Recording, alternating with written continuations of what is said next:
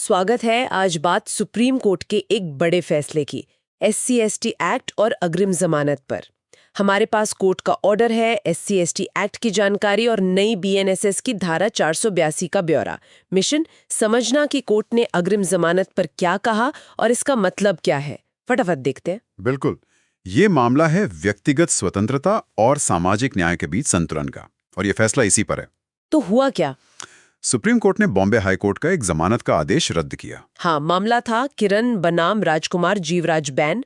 आरोप था जाति के नाम पर अपमान और मारपीट का। कोर्ट ने क्या लाइन ली? बहुत साफ, SC/ST एक्ट में अग्रिम जमानत नहीं मिल सकती। सेक्शन 18A रोकते हैं। लेकिन कोई रास्ता तो होगा। सिर्फ एक, अगर पहली नजर में मतलब प्राइमा फेसी लगे कि SC/ST एक्ट का केस बनता ही नहीं है।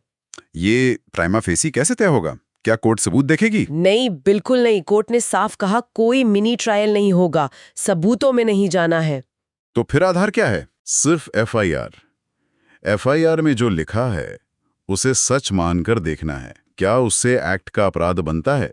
इस केस में FIR में क्या था? लोहे की रॉड से पिटाई, घर जलाने की धमकी और जाति सूचक शब्द मंगाट्यानो। वजह है शिकायतकर्ता ने आरोपी के पसंदीदा उम्मीदवार को वोट नहीं दिया था। कोर्ट ने कहा ये FIR साफ तौर पर जाति के आधार पर अपमान और अत्याचार दिखाती है। प्रीमा फेसी केस बनता है। तो मतलब अगर FIR में जाति सूचक शब्द या एक्ट वाला कोई काम लिखा है, हाँ, तो अग्रिम जमानत मिलना नामुमकिन। लगभग। कोर्ट का रुख यही है। जमानत तभी मिलेगी जब FIR बिल्कुल बेबुनियाद लगे, पहली नजर में ही खारिज करने लायक हो। एक बार जल्दी से बताएं, ये SC/ST एक्ट है क्या, क्यों बना था? ये है अनुसूचित जाति और अनुसूचित जनजाति अत्याचार निवारण अधिनियम 1989। मकसद SC/ST समुदायों को अत्याचार और भेदभाव से बचाना। ये उन अपराधों पर लगता है जो गैर SC/ST व्यक्ति करते हैं।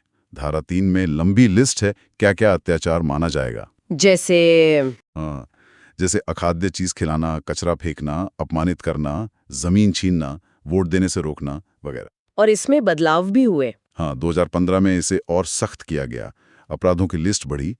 2016 में मुआवजे के नियम सुधारे गए। ठीक है, अब आते हैं अग्रिम जमानत पर। BNSS की धारा 482। हाँ, ये पुरानी CRPC की धारा 438 जैसी है।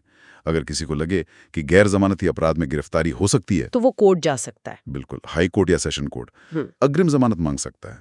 कोर्ट को ठीक लगे तो जमानत दे सकती है, गिरफ्तारी की स्थिति में, कुछ शर्तों के साथ। शर्तें जैसे पुलिस बुलाए तो जाना होगा, किसी को धमकाना नहीं, देश नहीं छोड़ना बिना इजाजत के, ऐसी चीजें। तो ये दोनों कानून SC/ST एक्ट और जमानत वाला टकराते हैं? हाँ, यही टकराव है। SC/ST एक्ट विशेष कानून है, अग्रिम जमानत रोकता है अगर केस बनता दिखे। धारा 482 सामान्य अधिकार देती है जमानत का। सुप्रीम कोर्ट का फैसला इसी टकराव को सुलझाता है।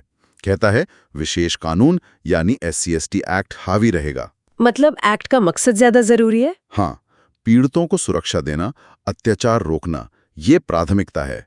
इसलिए अगर FIR से प्राइमा फेसी केस बनता है तो सामान्य जमानत का नियम लागू नहीं होगा, और वो मिनी ट्रायल ना करने वाली बात फिर से अहम हो जाती है। जमानत स्टेज पर बस FIR देखो, सबूतों की गहराई में मत जाओ। तो निचोड़ क्या है सबका? निचोड़ ये है कि सुप्रीम कोर्ट ने स्टैंड कड़ा कर दिया है। SC/ST एक्ट में अगर FIR प्रथम दृष्टया मामला बनाती है तो अग्रिम जमानत नहीं, बात खत्म। ये फैसला एक्ट के विशेष दर्जे को और पुख्ता करता है। बिल्कुल, सामाजिक न्याय के इरादे को बल देता है और प्राइमा फेसी जांच की सीमा भी तय करता है। ये जानकारी जरूरी है कानून समझने वालों के लिए, अधिकारों और सामाजिक विधानों के बीच का संतुलन देखने के लिए। और अंत में एक सवाल, जब कानून विशेष सुरक्षा देता है जैसे SC/ST एक्ट, तो व्यक्तिगत स्वतंत्रता के साथ संतुलन कैसे हो, खासकर जब फैसला सिर्फ FIR पर आधारित हो? सोचने वाली बात है।